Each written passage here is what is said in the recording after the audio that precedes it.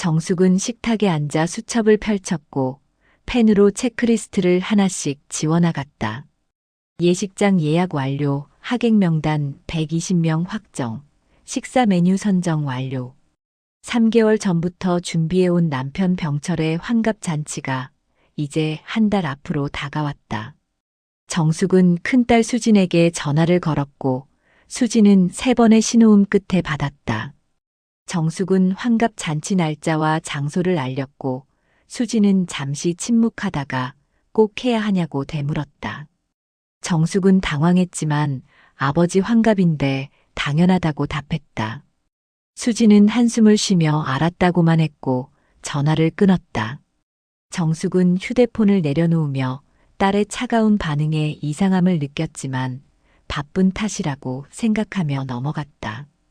저는 이 전화 통화를 떠올리며 수진의 반응이 단순한 바쁨이 아니라는 느낌을 받았습니다. 병철은 거실 소파에 앉아 TV를 보고 있었고 정숙이 잔치 준비 이야기를 꺼내자 고개만 끄덕였다. 정숙은 하객 명단을 보여주며 빠진 사람이 있는지 확인해달라고 했지만 병철은 화면에서 시선을 떼지 않은 채 다 좋다고만 답했다. 정숙은 병철의 무덤덤한 태도가 평소와 다르지 않아 그러려니 했다. 정숙은 부엌으로 가서 저녁 준비를 시작했고 병철은 여전히 소파에 앉아 채널을 돌렸다. 두 사람은 같은 공간에 있었지만 대화는 없었고 정숙은 칼로 물을 썰면서 환갑 잔치가 끝나면 가족이 다시 가까워질 거라고 생각했다. 하지만 저는 이미 그 가능성이 희박하다고 느꼈습니다. 오늘 이야기를 시작하기 전에 구독과 알림 설정 부탁드립니다. 여러분의 구독 하나가 제가 이야기를 이어갈 수 있는 힘이 됩니다. 정숙은 다음 날 작은 아들 민수에게도 전화를 걸었다. 민수는 회사에 있다며 바쁘다고 했지만 정숙은 환갑 잔치 날짜를 꼭 알려야 한다며 우겼다. 민수는 짧게 알았다고 답했고 정숙은 그날 꼭 오라고 신신당부했다. 민수는 애매하게 그러겠다고만 했고 전화를 끊었다. 정숙은 불안감을 느꼈지만 아이들이 모두 바쁘니까 그럴 수 있다고 스스로를 달랬다. 저녁 식사 시간 정숙은 병철에게 아이들이 좀 이상하다고 말했다. 병철은 국을 떠먹으며 뭐가 이상하냐고 물었다. 정숙은 환갑 잔치 이야기만 하면 다들 시큰둥하다고 답했다. 병철은 바쁘니까 그런 거라고 했고 정숙은 그래도 아버지 환갑인데 좀 더 관심을 보여야 하는 거 아니냐고 따졌다. 병철은 아무 대답도 하지 않았고 식사를 마친 뒤 거실로 가서 다시 TV를 켰다. 정숙은 설거지를 하면서 불안감이 커지는 것을 느꼈다. 저는 정숙이 느끼는 불안이 근거 없는 것이 아니라고 판단했습니다. 일주일 후 정숙은 민수를 만나기 위해 그가 다니는 회사 근처 카페로 갔다. 민수는 정장 차림으로 나타났고 피곤한 표정으로 자리에 앉았다. 정숙은 커피를 주문한 뒤 환갑 잔치 계획을 자세히 설명했다. 예식장 규모, 식사 메뉴, 하객 명단까지 하나하나 설명했지만 민수는 휴대폰을 보며 대충 듣는 듯했다. 정숙이 말을 멈추자 민수는 고개를 들며 그거 아빠가 원하는 거냐고 물었다. 정숙은 당연하다며 환갑인데 안 할 수 있냐고 반문했다. 민수는 아빠한테 물어봤냐고 재차 물었고 정숙은 아버지가 뭐라고 하겠냐며 당연히 해야 한다고 답했다. 민수는 고개를 저으며 엄마는 항상 그렇다고 말했다. 아빠 의견은 안 물어보고 엄마 생각대로만 한다고 덧붙였다. 정숙은 가슴이 철렁했다. 민수의 말투에는 비난이 섞여 있었고 정숙은 그게 무슨 소리냐고 되물었다. 민수는 커피를 한 모금 마신 뒤 엄마는 평생 그렇게 살았다고 말했다. 아빠 의견은 무시하고 엄마가 하고 싶은 대로만 했다는 것이었다. 정숙은 얼굴이 붉어지며 내가 너희 아버지 뒷바라지하느라 얼마나 힘들었는데 그런 소리를 하냐고 목소리를 높였다. 민수는 표정 하나 변하지 않았고 그건 엄마가 선택한 거라고 잘라 말했다. 정숙은 말문이 막혔다. 민수는 자리에서 일어나며 그날 바쁠 것 같다고 덧붙였다. 정숙은 무슨 소리냐며 아버지 환갑인데 어떻게 안 올 수 있냐고 따졌지만 민수는 생각해보겠다고만 했고 카페를 나갔다. 저는 민수의 태도에서 단순한 반항이 아닌 뭔가 깊은 불만이 자리 잡고 있다는 것을 느꼈습니다. 정숙은 카페에 혼자 남아 커피를 마셨다. 손이 떨렸고 민수의 말이 머릿속에서 맴돌았다. 엄마는 평생 그렇게 살았다. 아빠 의견은 무시했다. 그건 엄마가 선택한 거다. 정숙은 자신이 뭘 잘못한 건지 이해할 수 없었다. 집안일을 도맡아 하고 아이들을 키우고 시댁을 모시며 산 게 잘못이란 말인가. 정숙은 집으로 돌아왔고 병철은 여전히 거실 소파에 앉아 있었다. 정숙은 민수를 만난 이야기를 했고 병철은 그래라고만 답했다. 정숙은 당신은 뭐가 그래냐며 아이들이 이상하게 나오는데 아무 말도 안 하냐고 따졌다. 병철은 신문을 내려놓으며 자기가 뭐라고 하겠냐고 답했다. 정숙은 환갑 잔치하기 싫으냐고 물었고 병철은 당신이 하고 싶으면 하라고 답했다. 정숙은 답답함을 느꼈지만 병철의 무덤덤한 태도가 평소와 다르지 않아 그러려니 했다. 병철은 다시 신문을 들었고 정숙은 부엌으로 가서 설거지를 시작했다. 저는 이 대화에서 병철이 의도적으로 회피하고 있다는 확신을 얻었습니다. 며칠 후 정숙은 환갑 잔치 초대장을 직접 인쇄하기로 했다. 동네 인쇄소에 가서 디자인을 골랐고 문구를 작성했다. 초대장에는 병철의 이름만 크게 들어갔고 정숙의 이름은 작게 배우자로만 표기됐다. 정숙은 그게 관례라고 생각했고 별다른 불만 없이 주문을 넣었다. 초대장이 완성돼 집으로 배달됐고 정숙은 병철에게 보여줬다. 병철은 초대장을 잠깐 보더니 좋다고만 했다. 정숙은 초대장 100장을 식탁에 펼쳐놓고 하객 명단과 대조하며 발송 준비를 시작했다. 병철은 거실에서 TV를 보고 있었고 정숙은 혼자서 초대장을 봉투에 넣고 주소를 적었다. 정숙은 작업을 하며 문득 병철이 환갑 잔치 준비에 전혀 관여하지 않는다는 생각이 들었다. 정숙이 모든 걸 결정했고 병철은 고개만 끄덕였다. 정숙은 병철에게 이거 괜찮은 거 맞냐고 물었고 병철은 뭐가 괜찮냐고 되물었다. 정숙은 환갑 잔치 말이라고 답했고 병철은 당신이 알아서 하라고 답했다. 정숙은 당신 환갑인데 왜 관심이 없냐고 따졌다. 병철은 관심 없는 게 아니라 당신이 다 알아서 하니까 그러는 거라고 답했다. 정숙은 그럼 당신 의견을 말해보라고 했지만 병철은 없다고 답했다. 정숙은 답답함을 느꼈지만 더 이상 묻지 않았다. 저는 병철의 태도가 단순한 무관심이 아니라 의도적인 방관이라고 판단했습니다. 정숙은 초대장 발송을 마친 뒤 큰딸 수진에게 전화를 걸었다.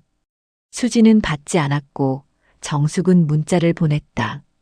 환갑 잔치 초대장 보냈어. 확인해봐. 수진은 1시간 뒤에 답장을 보냈다. 네. 단 한 글자였다.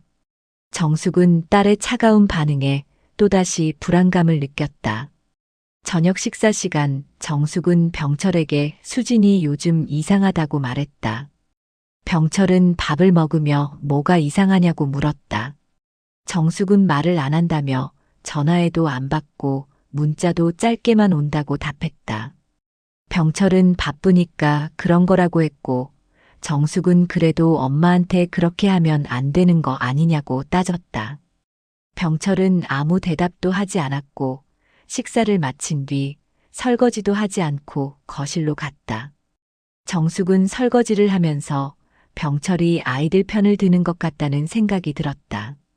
저는 정숙의 직감이 틀리지 않았다고 느꼈습니다. 환갑 잔치 2주 전 정숙은 수진의 집을 방문했다. 수진은 아파트 거실에서 노트북으로 일을 하고 있었고 정숙은 부엌에서 반찬을 만들기 시작했다. 수진은 일을 계속했고 정숙은 혼자서 김치찌개를 끓이고 나물을 무쳤다. 1시간 뒤 정숙은 수진에게 밥 먹으라고 불렀고 수진은 노트북을 덮고 식탁으로 왔다. 식사 도중 수진의 휴대폰에서 알림이 울렸다. 수진은 휴대폰을 확인하더니 재빨리 화면을 끄고 주머니에 넣었다. 정숙은 누구냐고 물었고 수진은 아무것도 아니라고 답했다. 정숙은 민수냐고 물었고 수진은 그냥 친구라고 답했다. 하지만 정숙은 수진이 당황한 표정을 숨기려는 것을 눈치챘다. 정숙은 밥을 먹다가 문득 너희들 단톡방 있냐고 물었다. 수진은 손을 멈추며 무슨 단톡방이냐고 되물었다. 정숙은 너희 남매끼리 있는 거 말이라고 답했다. 수진은 잠시 침묵하더니 그냥 우리끼리 이야기하는 방이라고 답했다.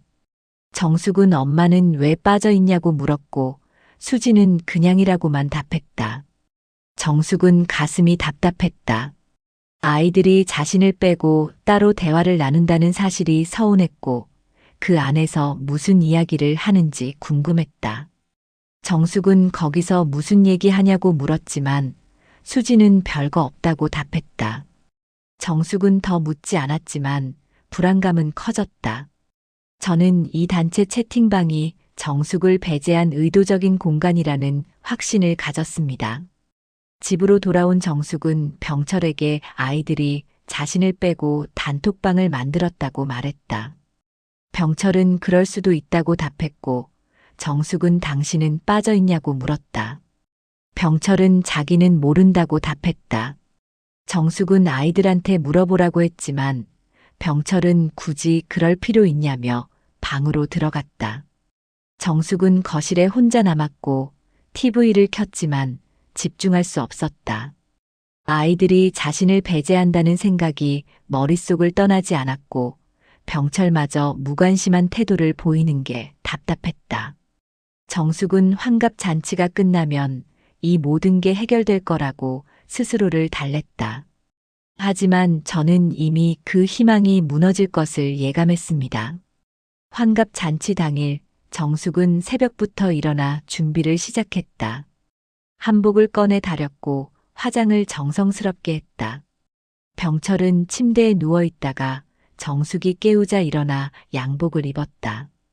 두 사람은 예식장으로 향했고 정숙은 차 안에서 오늘 잘 되길 바란다고 중얼거렸다. 병철은 아무 말도 하지 않았다. 예식장에 도착하자 하객들이 하나둘 모이기 시작했다. 정숙은 입구에서 사람들을 맞이했고 병철은 안쪽에 앉아 있었다. 큰딸 수진과 작은아들 민수가 도착했고 정숙은 환한 미소로 반겼다. 하지만 수진과 민수는 정숙에게 간단히 엄마라고만 인사한 뒤 곧바로 병철에게로 갔다.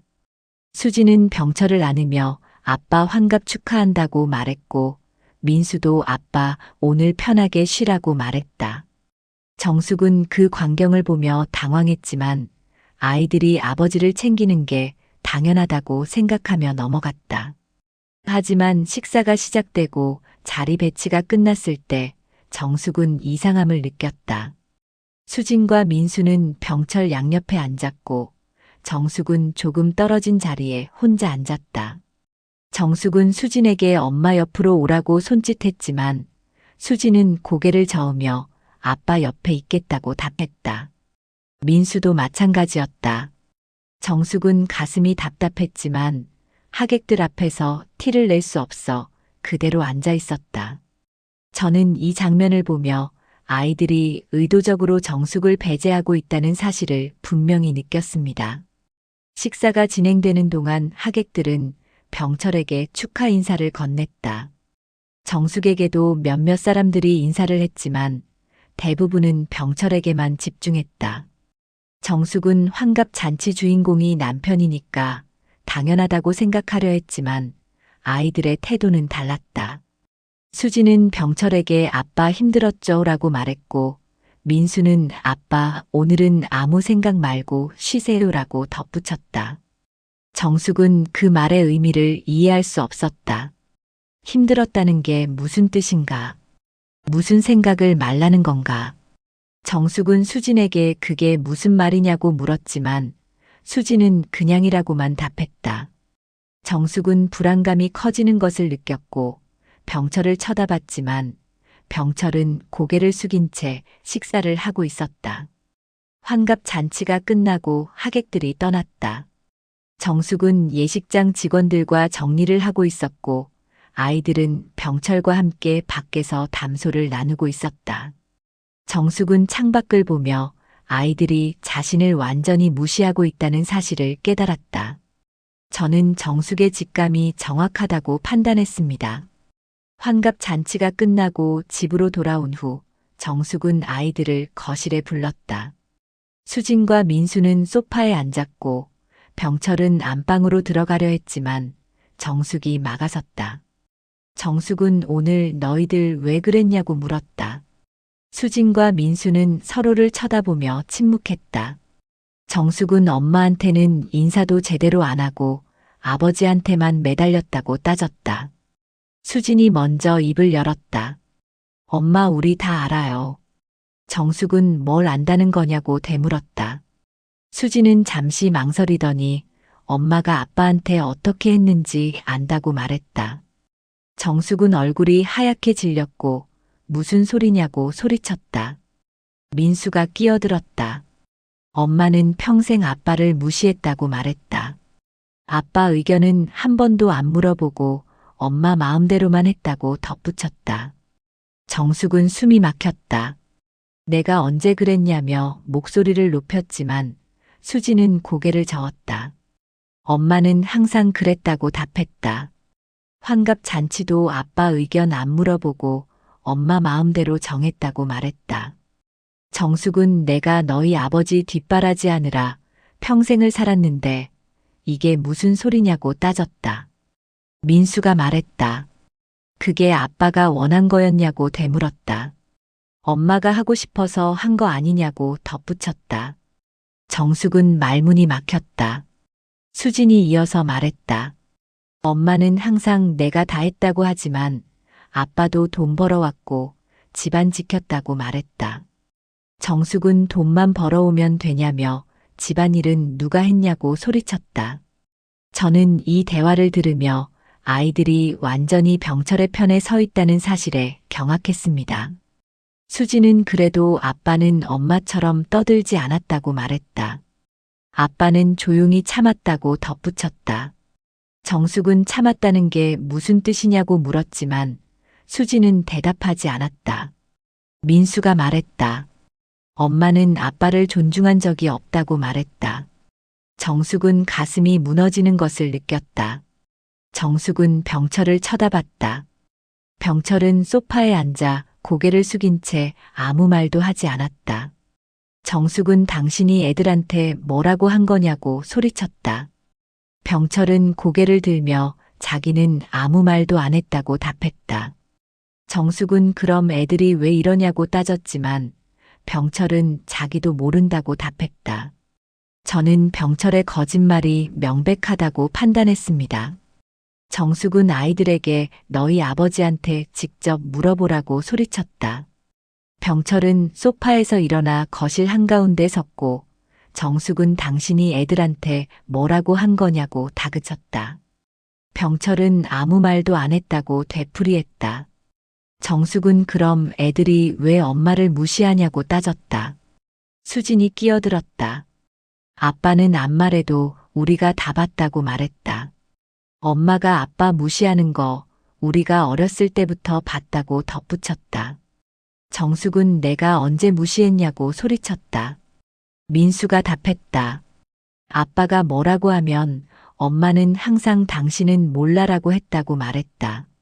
아빠 의견은 한 번도 안 들었다고 덧붙였다. 정숙은 그게 무시냐며 내가 집안일 다 하면서 결정도 다 했는데 뭐가 문제냐고 따졌다. 수진이 말했다. 그게 문제라고 답했다. 아빠는 의견도 못 내고 엄마가 시키는 대로만 살았다고 덧붙였다. 정숙은 시킨 게 아니라 내가 알아서 한 거라고 항변했다. 민수가 말했다. 아빠는 한 번도 불평 안 했다고 말했다. 엄마는 항상 내가 힘들다, 내가 고생했다 하지만 아빠는 조용히 참았다고 덧붙였다. 정숙은 참았다는 게 뭐냐고 소리쳤다. 수진이 답했다. 아빠는 엄마한테 눌려 살았다고 말했다. 엄마가 모든 걸 결정하고 아빠는 따라갈 수밖에 없었다고 덧붙였다. 저는 이 순간 병철이 수십 년간 자신을 피해자로 포장해왔다는 사실을 확신했습니다. 정숙은 병철을 쳐다보며 당신이 그렇게 생각했냐고 물었다. 병철은 고개를 돌렸고 대답하지 않았다. 정숙은 당신이 애들한테 그렇게 말한 거 아니냐고 다그쳤다. 병철은 자기는 그런 적 없다고 부인했다. 하지만 수진이 끼어들었다. 아빠는 말 안 해도 우리가 다 느꼈다고 말했다.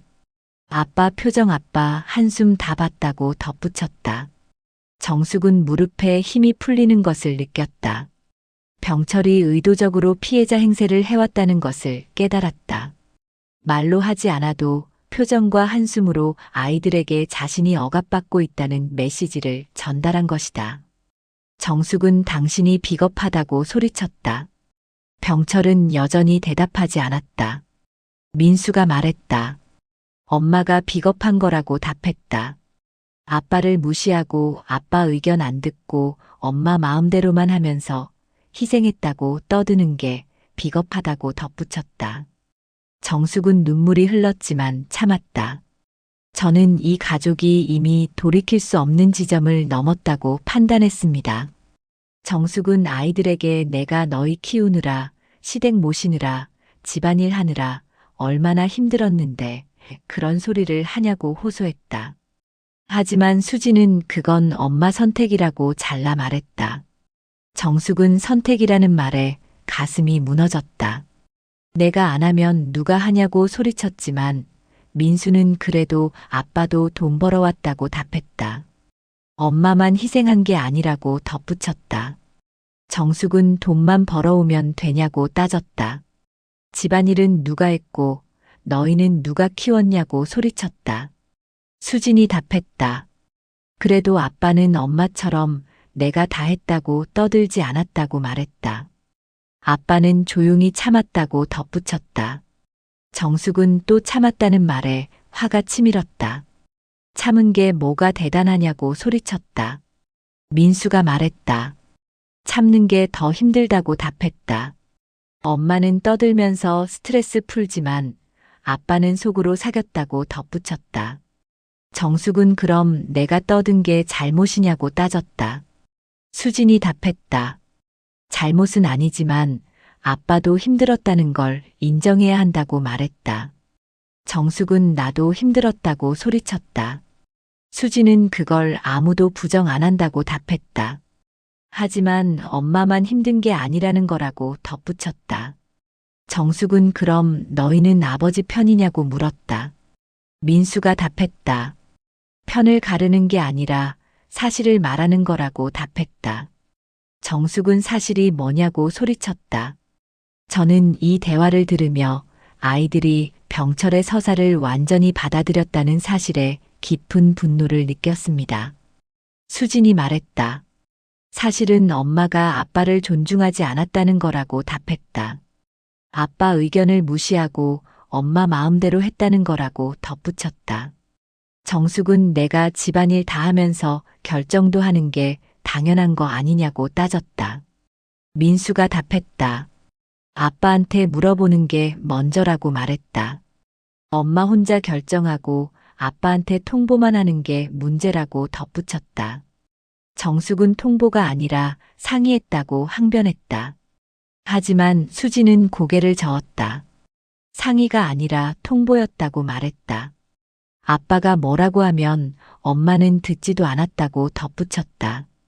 정숙은 말문이 막혔다. 병철을 쳐다봤지만 병철은 여전히 침묵하고 있었다. 정숙은 당신이 그렇게 생각했냐고 물었다. 병철은 고개를 들며 자기 의견이 반영된 적이 별로 없다고 답했다. 정숙은 가슴이 무너졌다. 저는 병철이 비겁하게 침묵으로 일관하다가 이제야 본심을 드러냈다고 판단했습니다. 밤늦게 아이들이 떠나고 정숙은 병철과 단둘이 남았다. 거실은 고요했고 정숙은 소파에 앉아 병철을 쳐다봤다. 병철은 TV를 켜려 했지만 정숙이 리모컨을 빼앗았다. 정숙은 당신이 애들한테 뭐라고 한 거냐고 다시 물었다. 병철은 아무 말도 안 했다고 되풀이했다. 정숙은 그럼 애들이 왜 저러냐고 소리쳤다. 병철은 애들이 알아서 본 거라고 답했다. 정숙은 알아서 봤다는 게 무슨 뜻이냐고 따졌다. 병철은 당신이 나를 어떻게 대했는지 애들이 다 봤다는 거라고 답했다. 정숙은 내가 어떻게 대했는데라고 소리쳤다. 병철은 당신은 내 의견을 한 번도 안 물어봤다고 말했다. 뭐든지 당신 마음대로 정하고 나한테는 통보만 했다고 덧붙였다. 정숙은 내가 집안일 다 하면서 결정도 하는 게 당연한 거 아니냐고 따졌다. 병철은 그게 존중이냐고 되물었다. 정숙은 말문이 막혔다. 병철은 계속 말했다. 당신은 평생 나를 무시했다고 말했다. 내가 뭐라고 하면 당신은 몰라라고 했다고 덧붙였다. 정숙은 당신이 제대로 의견을 낸 적이 있냐고 소리쳤다. 병철은 내가 의견을 내도 당신은 안 들었다고 답했다. 저는 두 사람이 서로 다른 기억을 가지고 있다는 사실을 확인했습니다. 정숙은 눈물을 흘리며 나는 평생 이 집 지키느라 당신 뒷바라지 하느라 살았는데 이게 내가 받을 대접이냐고 물었다. 병철은 아무 대답도 하지 않았다. 정숙은 당신이 애들한테 피해자인 척 한 거 다 안다고 소리쳤다. 병철은 나는 그런 적 없다고 부인했다.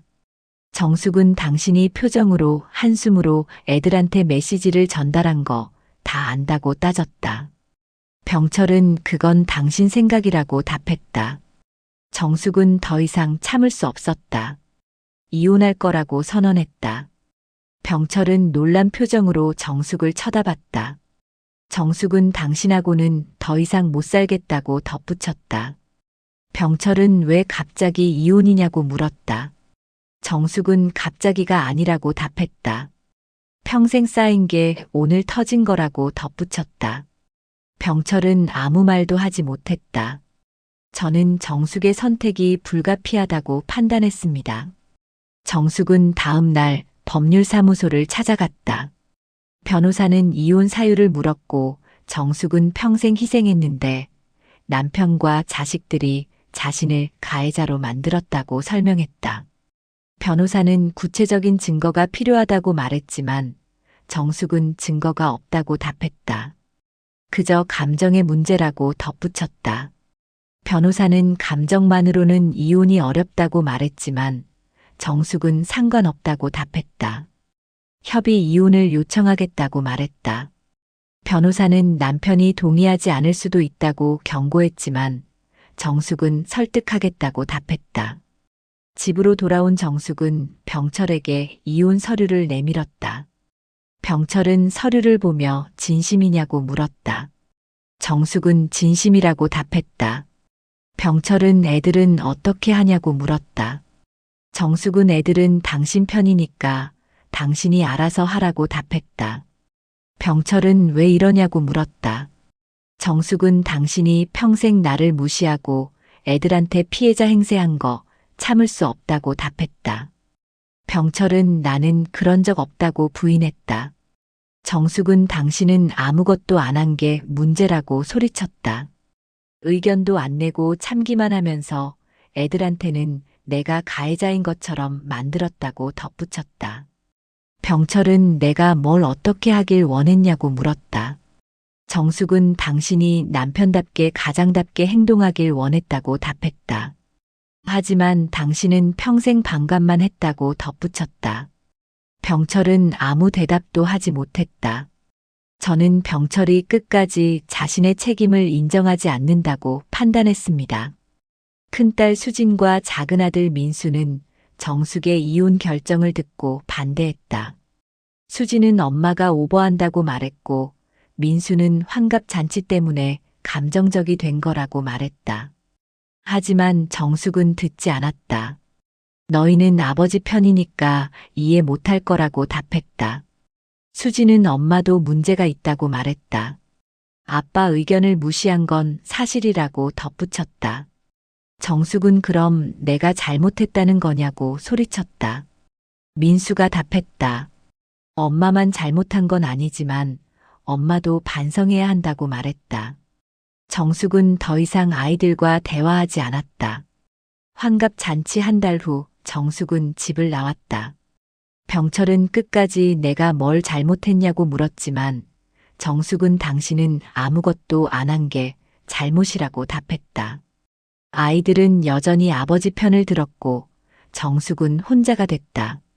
하지만 정숙은 더 이상 자신의 희생을 증명할 필요가 없다는 것을 깨달았다. 평생 가족을 위해 살았지만 그 가족은 자신을 이해하지 못했다. 정숙은 이제 자신을 위해 살기로 결심했다. 작은 원룸을 얻었고 파트타임 일자리를 구했다.